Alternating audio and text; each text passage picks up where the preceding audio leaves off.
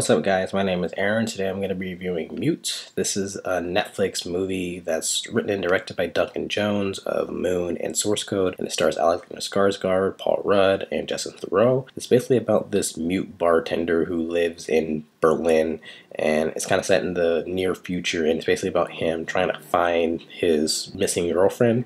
Basically like a standard detective story, basically. I was looking forward to this because I think Duncan Jones is a good director. I think Moon is a pretty good movie, and the same thing for Source Code. I haven't checked out Warcraft, but yeah, I don't really have that much interest in that. I think the cast is pretty stellar, and just like the futuristic vibe really gave me like Blade Runner vibes. So this one on Netflix, I mean, that's an easy watch, sure, but I don't understand some choices with this movie.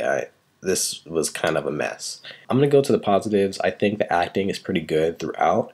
Alexander Skarsgård might not be as good as Sally Hawkins in The Shape of Water to me, but he does kind of effectively display whatever type of emotion he's trying to convey as a mute man. I think he's very empathetic in this role, basically not saying anything at all. I do think it's a super weird role for him, but I think that Justin Theroux really captures the creepy nature of his character. I was repulsed by him, so I think that's good acting on his part. But I think Paul Rudd basically is the best here, utilizing his natural charisma and charm into one of the more morally complex roles in this movie. And some of the dialogue that he's given is kind of off, I would say, but I think he's just a good actor and like comedian that he can just power through it and make it funny just by sheer will of that. You know what I mean? I think some of the cyberpunk aesthetic is used nicely, and I do like some of the future details, like the food ordering stations. I think that was a really nice touch, and I would have liked to see more of that kind of put into the movie, and that's basically where my positives end. I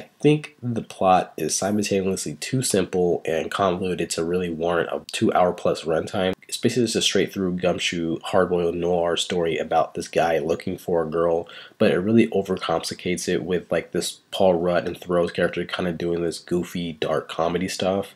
I think either focus on Skarsgård's plotline or the other plotline, because as is, it's just kind of simultaneously jumbled, kind of sparse and weightless, and it kind of doesn't really mean anything by the end. It just kind of evaporates from your brain, basically. The cyberpunk look is basically just set dressing for the movie. I read an interview where Duncan Jones basically said that he's had this idea for years, and in the original draft of this, like, it was set in modern times, and honestly, it kind of does feel like that. There's really no, like, use of the futuristic details at all. There's no like guns or anything like that that really kind of factor into the story in a way that makes it, you need this story to be set in like the future, you know what I mean? It could honestly take place anytime or even in modern times. They really wouldn't lose much of this movie outside of the cool look. So I guess even though the look can be cool at times, it just kind of distracts because you're just thinking like, why is this being told in this way? You know what I mean? And honestly, I feel like a lot of the movie is like filled with details that really don't do much for the actual storyline.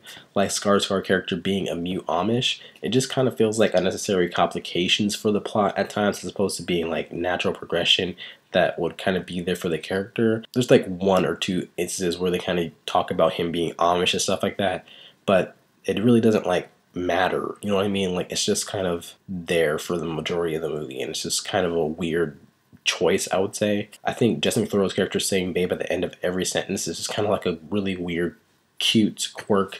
It just gets distracting. It's kind of like Leonardo DiCaprio's Gatsby saying old sport at the end of every sentence. It's just kind of distracting from what's going on. And I'm not saying that pedophile plot lines are something that need to be completely ignored, or they can't even be funny in movies. I think Happiness is a great example of that being used in a movie that just feels really weird, meaningful, and kind of funny. But I think that to make something kind of this jumbled and inconsistent in tone and basically just kind of throw it in there almost as a complete joke is just baffling to me.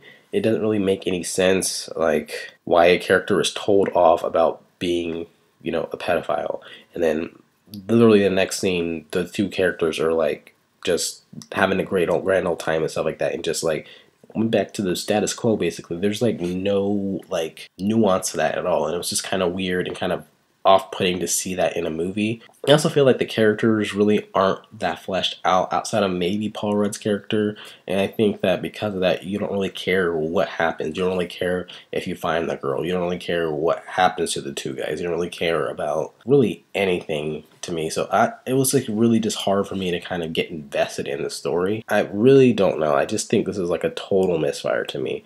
I don't really understand how this could be like a passion project for Duncan Jones, but he completely whiffed it on this for me. Like, so overall, I'll probably give this like a 2 out of 10.